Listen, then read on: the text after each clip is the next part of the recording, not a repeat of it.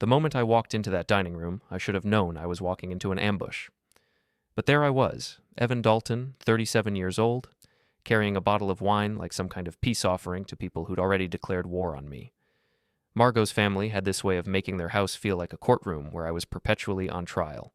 The dining room was all mahogany and crystal, the kind of setup that screamed, "We have money and you don't belong here." Anne, my mother-in-law, sat at the head of the table like some kind of suburban queen, her perfectly styled gray hair catching the light from that ridiculous chandelier. Jerry, Margo's dad, hunched over his plate, avoiding eye contact like he always did when things got uncomfortable. "Evan, you're late," Anne said without looking up from her prime rib. Not hello or how was work. Just an accusation wrapped in fake politeness. "Traffic was murder," I said, taking my usual seat at the far end of the table. The cheap seats, as I'd started thinking of them. "Sorry about that." Margo barely glanced at me as I sat down. She was wearing that blue dress I'd bought her for our anniversary, the one that made her eyes look like sapphires. Funny how she only wore it for other people now. Her blonde hair was pulled back in some complicated style that probably took an hour to perfect. She looked beautiful, like always. She also looked like she was planning something. "We were just talking about Carter," Lisa said from across the table. Lisa was one of Margo's college friends, the kind of woman who lived for drama and gossip. She had this smile that never reached her eyes, like a shark pretending to be friendly. Carter. Of course they were talking about Carter. "Oh yeah?" I said, cutting into the roast beef that Anne had served me without asking if I wanted it. "What about him?" "He just closed another big sale," Jade chimed in. Jade was Lisa's sidekick, a redhead with too much makeup and opinions about everything. $3.5 million house in Riverside Heights. "Good for him," I said, though the words tasted like sawdust. Carter Ross, Margo's high school sweetheart, the golden boy who'd somehow managed to fail upward his entire life. Real estate agent, gym rat, and apparently still the topic of conversation at family dinners. "He's doing so well for himself," Anne said, finally looking at me with those cold blue eyes. "Some people just have that drive, that ambition." The dig was subtle but clear. Unlike me, the implication hung in the air, unlike the IT guy who fixes computers for a living instead of selling mansions to rich people. "Ambition's overrated," I said, taking a sip of wine. "I prefer job security. Funny thing about the tech industry, people always need their computers fixed." Clara, Margo's younger sister, snorted from her seat next to me. "At least Evan doesn't have to pretend to be someone's best friend just to make a sale." I glanced at her, surprised. Clara was 29, sharp-tongued, and usually stayed out of these family pile-ons. She had Margo's bone structure, but darker hair and eyes that actually showed intelligence instead of calculation. "Clara," Anne said sharply, "that's enough." "What?" "I'm just saying honesty has its merits." Margo finally spoke up. "Carter's not dishonest. He's charming. There's a difference." "Right," I said. "Charming, that's definitely the word I'd use." The conversation moved on, but I could feel the tension building like pressure in a boiler. They talked about Carter's new car, his condo downtown, his latest vacation to some resort in Mexico. Every story was another little knife, another reminder that I wasn't measuring up to their standards. Then Margo's phone buzzed. She glanced at the screen and smiled. Actually smiled, the first genuine expression I'd seen from her all evening. "Who's texting?" Lisa asked with that predatory grin. "Oh, just..." Margo hesitated for a second, then shrugged. "Just Carter, actually." The table went quiet. Not the comfortable quiet of people enjoying their meal, but the tense quiet of people waiting for something to explode. "Carter?" Anne asked, leaning forward slightly. "Yeah, we've been talking lately.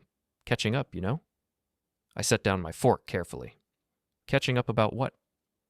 Margo looked at me then, really looked at me, and I saw something in her eyes that made my stomach drop.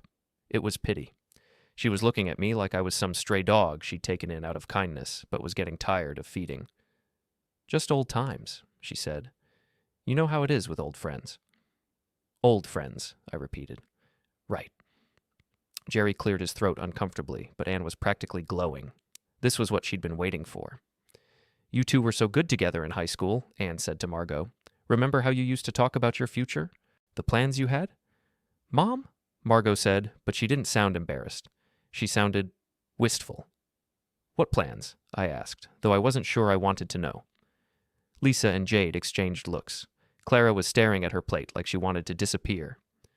"Oh, Anne said with a wave of her hand. "Young love. They had it all figured out. College, careers, marriage, kids, the whole fairy tale. And then life happened, Margo said softly. Life happened, I said. You mean I happened. Another uncomfortable silence. Jerry was practically trying to hide behind his dinner roll. That's not what I meant, Margo said, but her voice lacked conviction.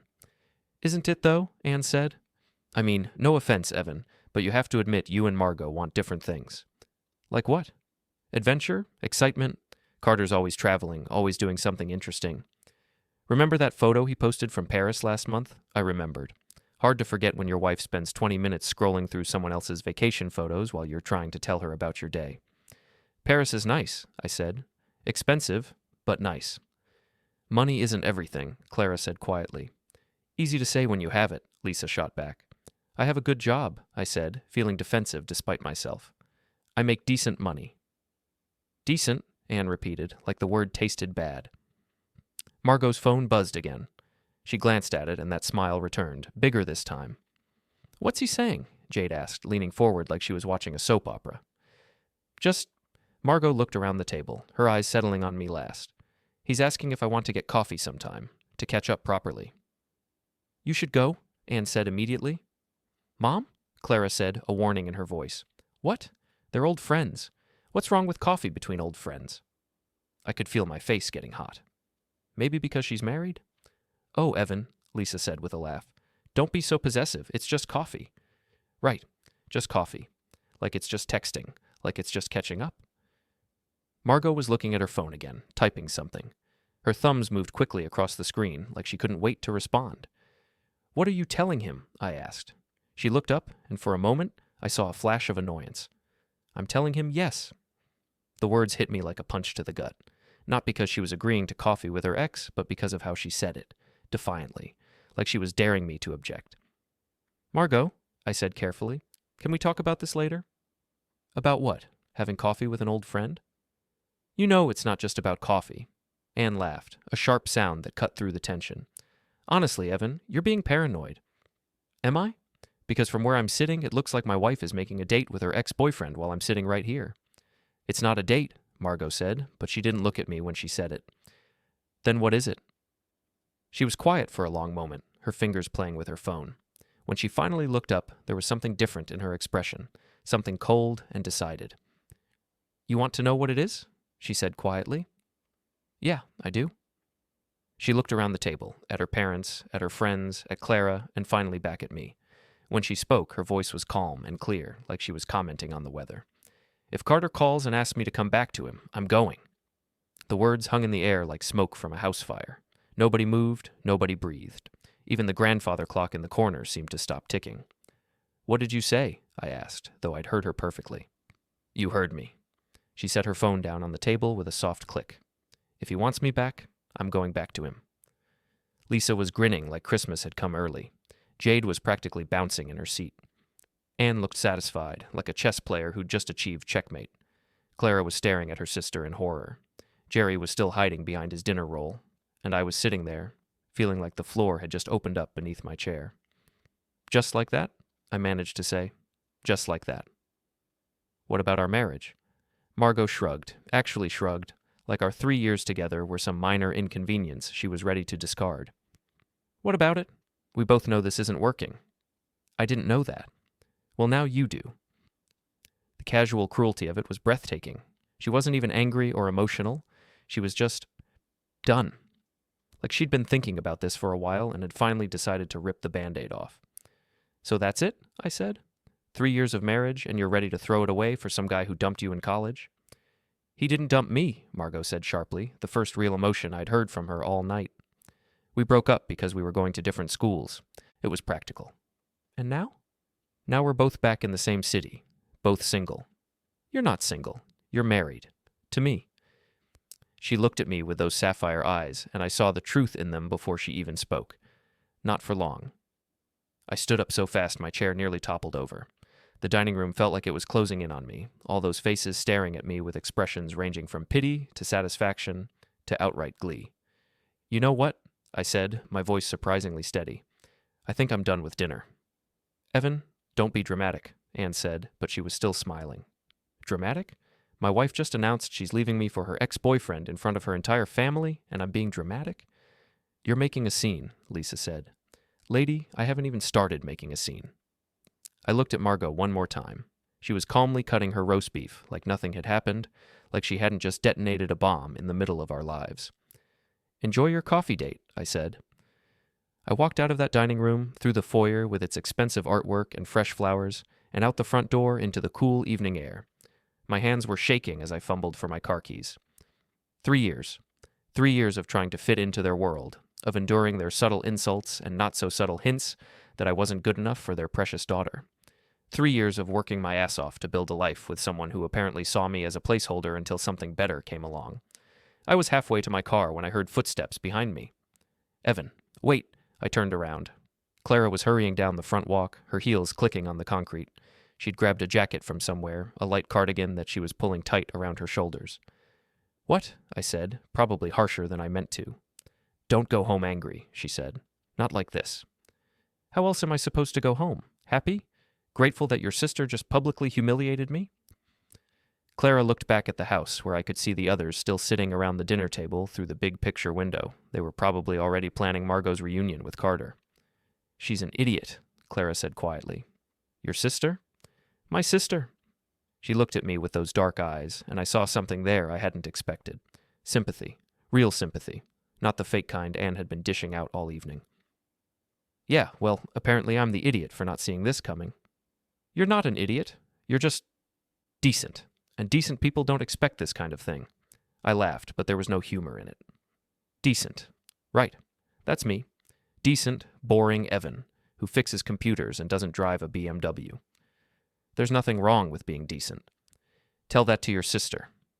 Clara was quiet for a moment, looking at her feet. When she looked up again, there was something different in her expression. You want to get out of here? She said. What? Let's go somewhere. Get a drink. Talk about something other than Carter fucking Ross and his real estate empire. I stared at her. Clara, I don't think... Look, she said, stepping closer. You just got your heart ripped out in there. The last thing you should do is go home and sit alone with it.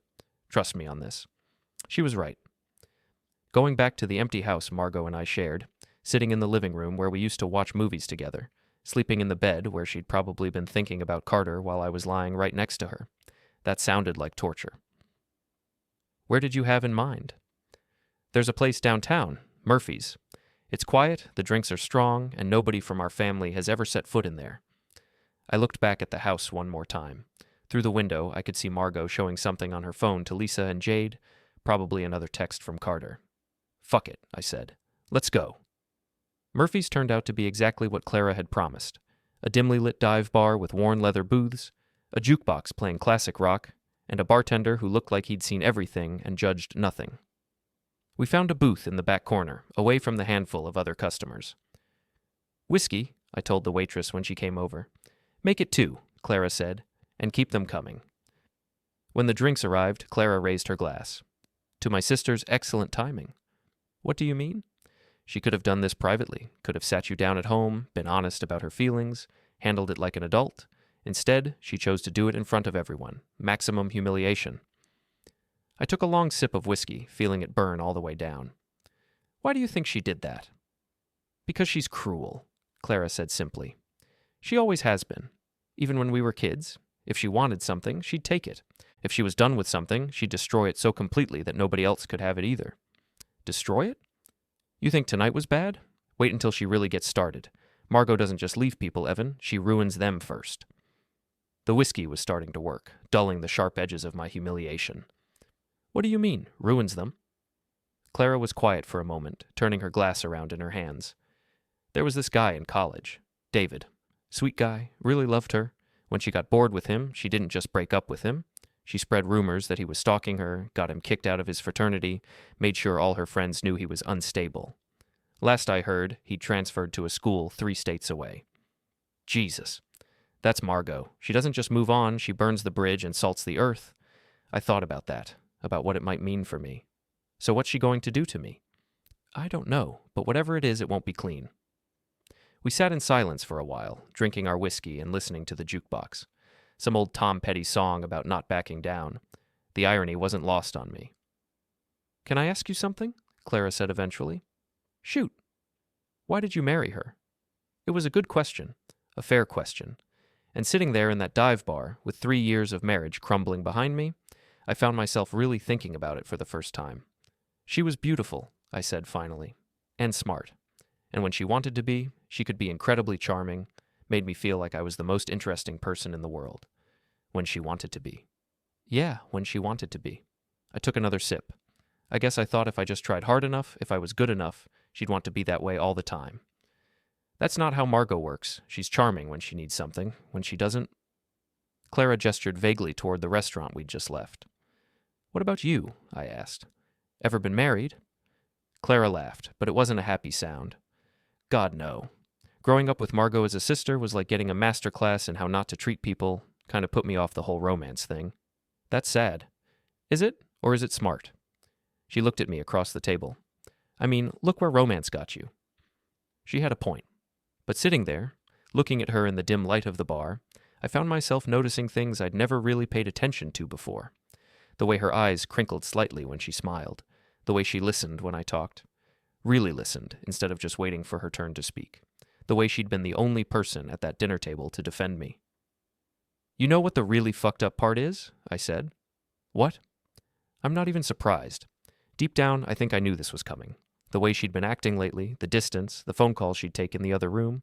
I knew something was wrong. I just didn't want to admit it. That doesn't make you stupid. That makes you hopeful. Same thing, isn't it? Clara was quiet for a moment, studying my face. Can I tell you something? Sure. You're better than her, Evan. You're better than all of them. You deserve someone who sees that. The way she said it, the intensity in her voice, made me look at her more closely. There was something in her expression, something I couldn't quite read. Clara, I know this is crazy timing, she said quickly.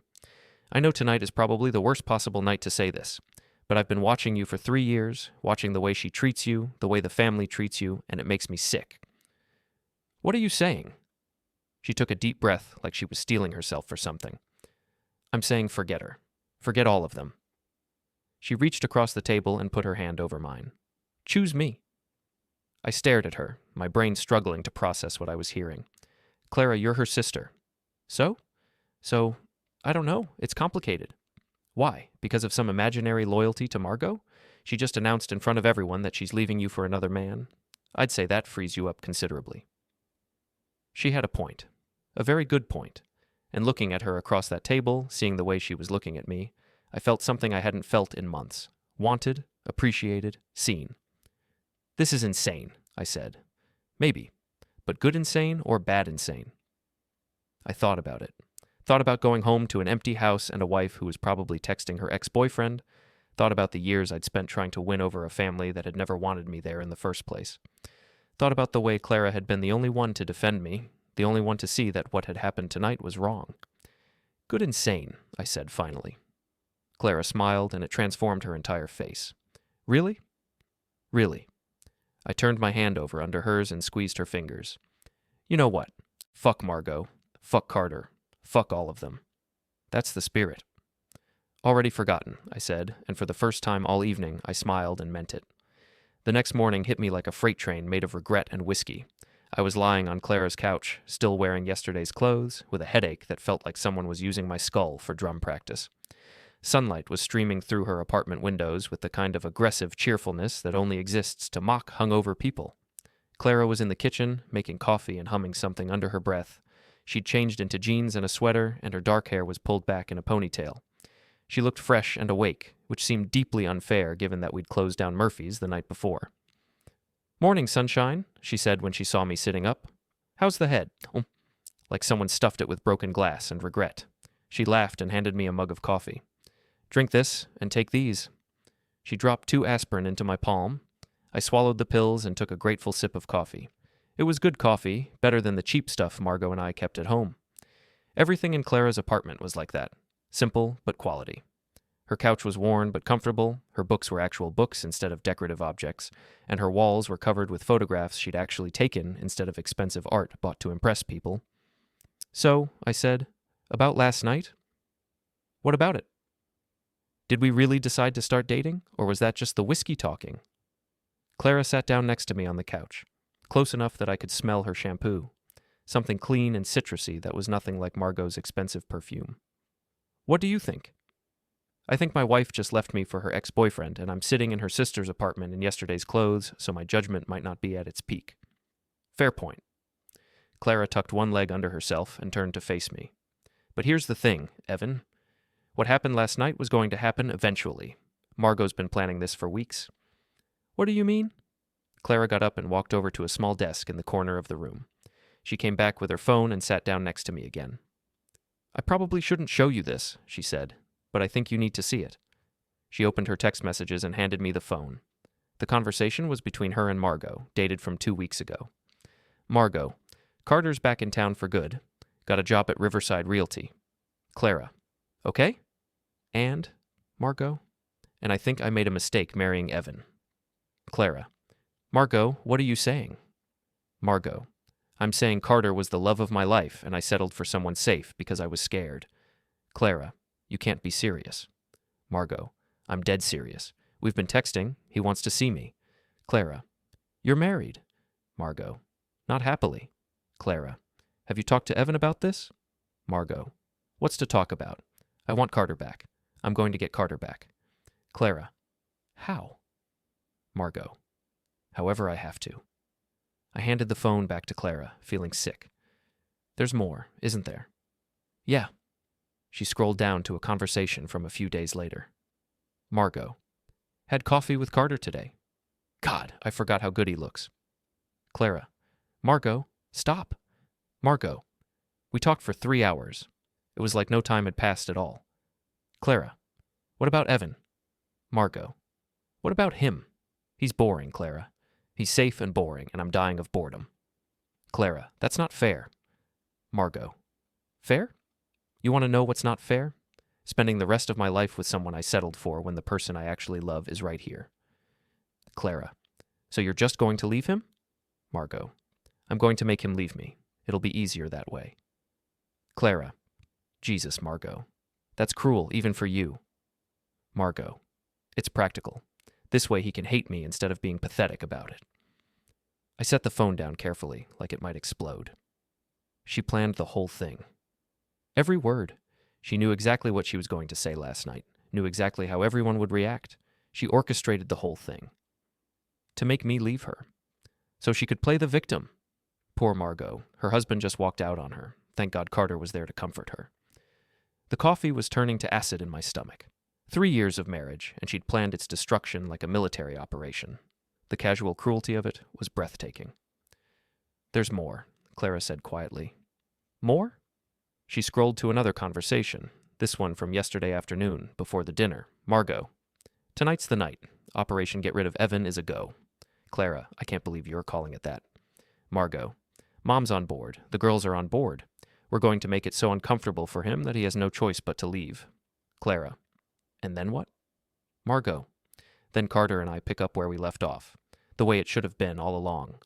Clara, what if Evan doesn't leave? What if he fights for your marriage? Margo, he won't. He's too proud. And too smart. He'll see the writing on the wall and bow out gracefully. Clara, you're destroying a good man for no reason, Margo. I'm freeing him to find someone who actually wants him. I'm doing him a favor. Clara, by humiliating him in front of the whole family? Margo, by making it clean, quick, like ripping off a Band-Aid. Clara, you're a monster. Margo, I'm practical. There's a difference. I stood up and walked to the window, looking out at the street below. People were going about their normal Saturday morning routines, walking dogs, getting coffee, living their uncomplicated lives. I envied them. She's probably with him right now, I said. Probably. Celebrating? Probably. I turned back to Clara. And you knew all this was coming. I tried to warn you. Remember last week when I called and asked if you wanted to get lunch? I was going to tell you then, but I chickened out. Why? Because I didn't want to be the one to destroy your marriage. Even knowing what Margo was planning, I thought maybe... I don't know. Maybe she'd change her mind. Maybe she'd remember why she married you in the first place. But she didn't. No, she didn't. I sat back down on the couch, suddenly exhausted. So what happens now? Clara was quiet for a moment, looking at her hands. That depends on what you want to happen. What I want is for none of this to be real. What I want is to wake up and find out this is all some nightmare brought on by bad Chinese food. And what you'll settle for. I looked at her, really looked at her. She was beautiful in a way that Margo wasn't. Less obvious, more real. Where Margo was all sharp edges and calculated charm, Clara was soft curves and genuine warmth. Where Margo demanded attention, Clara earned it. What I'll settle for, I said slowly, is maybe finding out that not all the women in your family are sociopathic narcissists. Clara smiled. I can work with that. Can you? Because this is going to get ugly, Clara. Your family's going to hate me for this. Margo's going to make my life hell, and you're going to be caught in the middle. Let me worry about my family. And Margo? Clara's expression hardened. Margo made her choice. Now she gets to live with the consequences. Which are? She gets Carter, and all the drama and instability that comes with him. She gets to explain to everyone why her marriage fell apart so quickly. And she gets to watch you move on with someone better. You think you're better than your sister? I think I'm different than my sister. I think I see you for who you actually are instead of who I wish you were. And I think you deserve someone who chooses you first, not someone who settles for you while she waits for something better to come along. She was right. God help me, she was absolutely right. So what do we do? Clara smiled, and there was something almost predatory in it. We give her exactly what she wants. We let her have Carter, and we make sure everyone knows how happy we are that things worked out this way. Meaning? Meaning we don't hide, we don't sneak around or feel guilty. We go public, and we make it clear that this is the best thing that could have happened to both of us. That's going to piss her off. Good. She's counting on you being miserable. She's counting on playing the victim while you play the heartbroken husband. We're going to flip the script. I thought about it. About Margo's face when she realized I wasn't going to play the role she'd written for me. About Anne's reaction when she found out her younger daughter had ended up with the man she'd spent 3 years trying to get rid of. About Carter's confusion when he realized his grand romantic gesture had freed me instead of destroying me. You know what? I said. Fuck it. Let's do it. Clara leaned over and kissed me, soft and sweet, and nothing like the calculated passion Margo had been rationing out for months. When we broke apart, she was smiling. Already forgotten, I said, echoing my words from the night before. Already forgotten, she agreed. And for the first time since this whole nightmare started, I actually meant it. By Monday morning, the whole thing had taken on a life of its own. I'd gone home Sunday night to pack some clothes and found Margo already moved out. She'd taken her things efficiently, like she'd been planning it for weeks, which of course she had. She'd left her wedding ring on the kitchen counter next to a note that said simply, I'm sorry it had to be this way. M. No forwarding address, no phone number, no explanation beyond what she'd already given me in front of her family. Just a clean surgical cut, exactly like she'd planned. I crumpled up the note and threw it in the trash. Then I packed a bag and went back to Clara's. How do you feel? She asked when I told her about the note. Relieved, actually. No messy divorce proceedings, no fighting over who gets what. She made it easy. That's Margo. When she's done with something, she's done completely. Her loss, I said, and surprised myself by meaning it. Clara had to work Monday. She was a graphic designer for a small marketing firm downtown, so I spent the day getting my bearings. I called my boss and explained that I was going through a separation and might need some flexibility over the next few weeks. He was understanding, which was one of the benefits of working in tech. As long as you got your work done, most companies didn't care about your personal drama. I also called a lawyer, just to make sure I understood where I stood legally. Turned out that Margo's clean exit made things simple. No kids, no shared property beyond the house, which was in my name, no complicated financial entanglements. She'd essentially walked away from our marriage the same way she'd walked into it, with minimal fuss and maximum efficiency. Sounds like she planned this carefully, the lawyer said. You have no idea. Clara got home around 6, carrying takeout from a Thai place near her office. We ate on her couch, watching some mindless comedy on Netflix, and for the first time in months, I felt relaxed. Really relaxed, not the fake calm I'd been forcing myself into while my marriage crumbled around me. So, Clara said during a commercial break, I have news. Good news or bad news? Depends on your perspective. I had lunch with my mom today. I groaned. And she wanted to know if I'd heard from you. Apparently Margo told everyone that you took the separation very badly, and that she's worried about your mental state. Of course she did. She also said that Carter has been such a comfort during this difficult time, and that they're taking things slow, but she's optimistic about their future. How long did it take her to practice that speech? Probably all weekend. Clara curled up next to me on the couch. But here's the interesting part. Mom asked if I thought you might want to come to dinner again soon, to work things out like adults. She wants me to come crawling back? She wants you to play the heartbroken husband so Margo can play the sympathetic ex-wife who's moved on to bigger and better things. And what did you tell her? Clara smiled. I told her that you were doing great. Better than great, actually. I told her you seemed happier than I'd seen you in years. How did she take that? About as well as you'd expect. She kept asking what I meant, why I would know how you were doing if I'd been in contact with you. And I told her we'd been spending time together, that you were a good man who deserved better than the way this family treated him, and that I was glad to see him finally getting it. I stared at her. You told your mother we were together. I told her we were spending time together. She can draw her own conclusions. Clara, that's going to cause a shitstorm. Good. I'm tired of tiptoeing around Margo's feelings. She made her choice, now she gets to deal with the consequences. And those consequences are? Finding out that her boring, safe, backup plan husband is actually a catch that her own sister was smart enough to recognize. I had to admit, there was a certain poetic justice to it. Margo had spent 3 years treating me like I was lucky to be with her, like I should be grateful for whatever scraps of attention she threw my way. The idea that Clara saw something in me that Margo had missed, that I was worth fighting for, was intoxicating. When do you think she'll find out? Oh, she already knows. Mom called her the second I left the restaurant. As if on cue, Clara's phone started ringing. She glanced at the screen and grinned. Speak of the devil, she said, holding up the phone so I could see Margo's name on the display. You going to answer it? Absolutely. She swiped to accept the call and put it on speaker. Hey, sis. What the hell do you think you're doing? Margo's voice was tight with anger, all pretense of sisterly affection gone. I'm eating Thai food and watching Netflix. What are you doing? You know what I'm talking about, Clara. Mom said you've been spending time with Evan. I have been. He's good company. He's my husband. Ex-husband. You made that pretty clear at dinner Friday night. We're separated, not divorced. Semantics. You chose Carter, remember? In front of everyone. Very dramatically, I might add. There was a pause, and when Margo spoke again, her voice was different, calculating. Clara, I know you think you're helping him, but this isn't a good idea. Evan's going through a difficult time right now. He's vulnerable. Taking advantage of that isn't fair to him. Clara looked at me and rolled her eyes. Taking advantage? That's rich, coming from you. What's that supposed to mean? It means I know about your little plan, Margo. The texts, the coordination with Mom and the girls, the whole Operation Get Rid of Evan thing. Silence. Dead silence. I don't know what you're talking about, Margo said finally, but her voice had gone flat. Sure you don't. Just like you don't know that you've been planning this for weeks. Just like you don't know that you orchestrated that whole dinner specifically to humiliate him into leaving.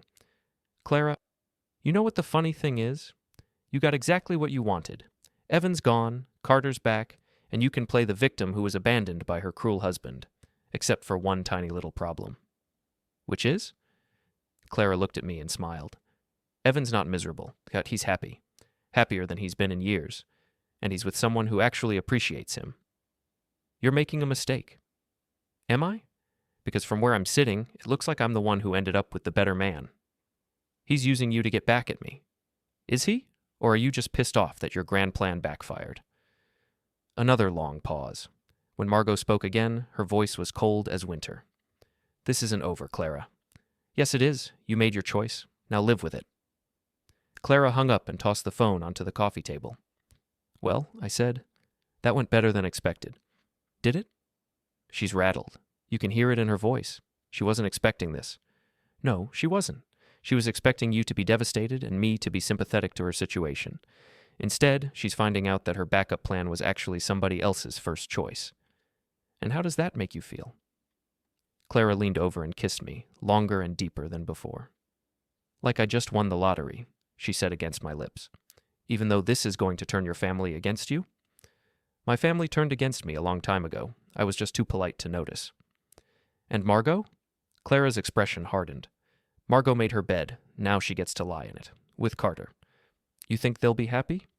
I think Carter's the same selfish, immature person he was in high school, and Margo's the same manipulative narcissist she's always been. They deserve each other. And us?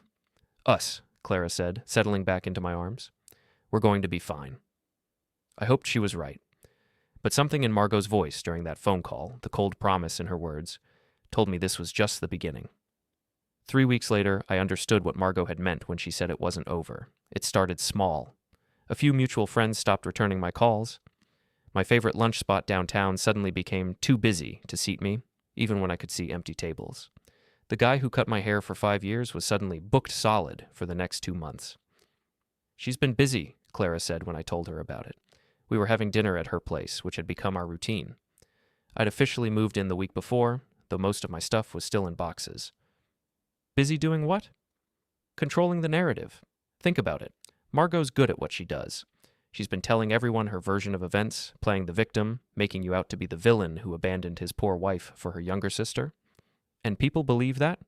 People believe what they want to believe, and what they want to believe is that there's a simple story with clear good guys and bad guys. Margo's giving them that story. I was starting to understand why Clara had been so cynical about relationships.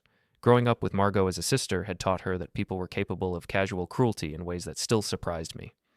So what do? We keep living our lives. We don't hide, we don't apologize, and we don't let her rewrite history.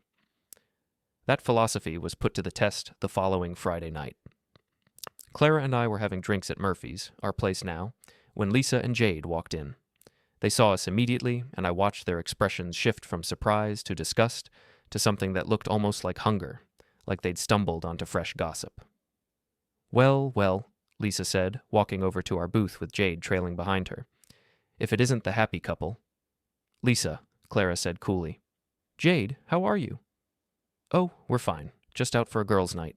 You know, supporting Margo through her difficult time. Her difficult time? The divorce, Jade said, like she was talking to someone very slow. It's been so hard on her, you know? Finding out her husband was cheating on her with her own sister. I felt Clara tense beside me, but her voice stayed level.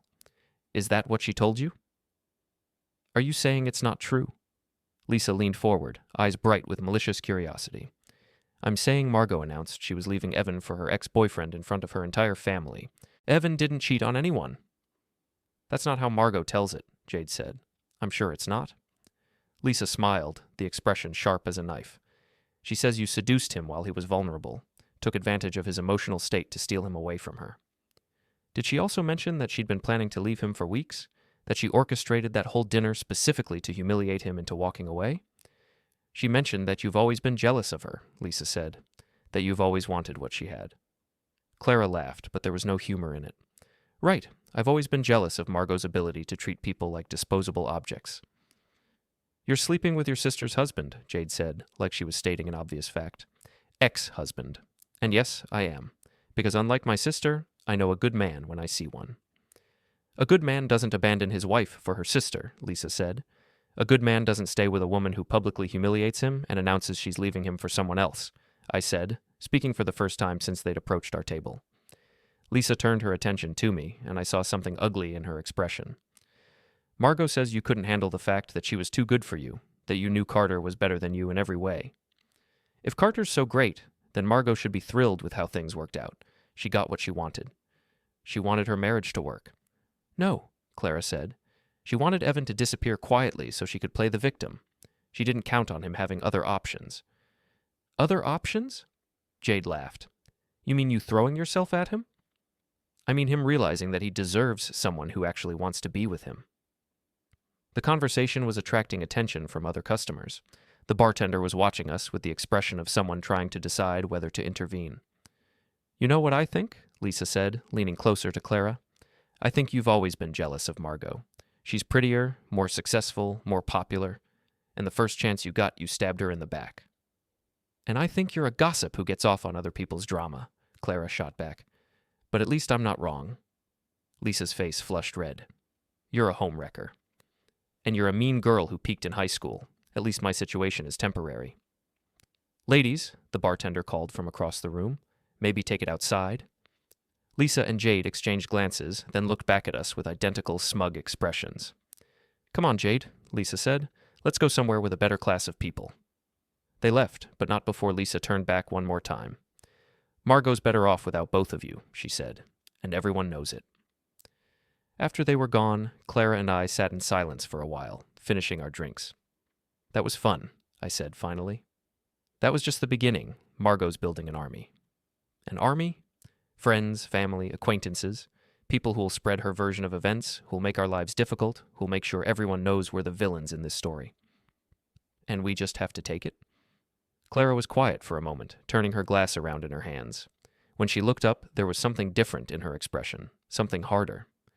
Actually, she said, I've been thinking about that. Thinking about what? About fighting back? How? Clara smiled, and for the first time since I'd known her, she looked exactly like her sister. Leave that to me, she said.